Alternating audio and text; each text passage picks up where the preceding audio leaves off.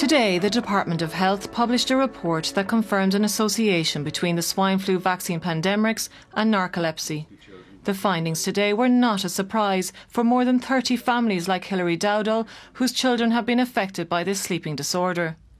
7 months ago, Hilary spoke to Primetime about her daughter Chloe's condition. Chloe was vaccinated at school with Pandemrix at the height of the swine flu epidemic. During the Easter holidays last year, Hilary began to notice Chloe was falling asleep during the day. When she returned to school, the change in her was alarming. She was sleeping all the time.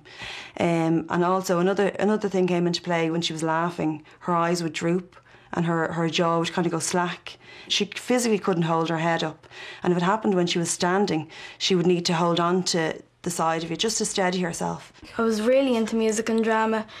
I loved dancing and singing. I'd always want to be a dancer or a singer when I was older. And I loved all these activities. And when I started actually picking up the guitar was around the time that I did get narcolepsy. And I'd come home and I'd find it very hard to do my homework. I was just really upset at the time because I couldn't do these things that I loved so much, and it wasn't a very nice thing to happen. So more than 900,000 doses of Pandemrix were administered around the country at the height of the swine flu epidemic. Since then, over 30 people have come forward with symptoms of narcolepsy.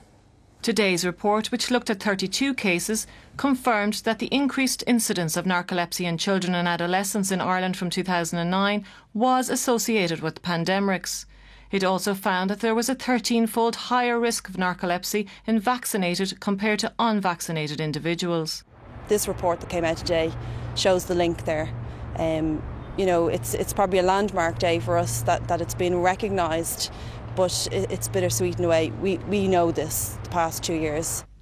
The government has been providing health and educational support for the children affected, but the families say it's not enough.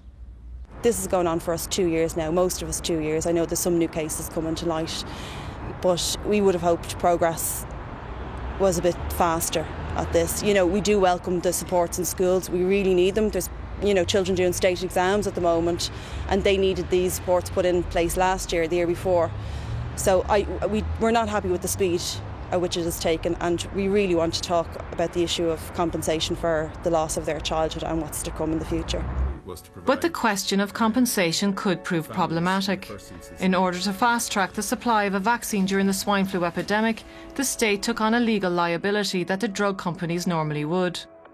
This means that it may be the state, rather than GlaxoSmithKline, who manufacture the drug, that is left footing the bill.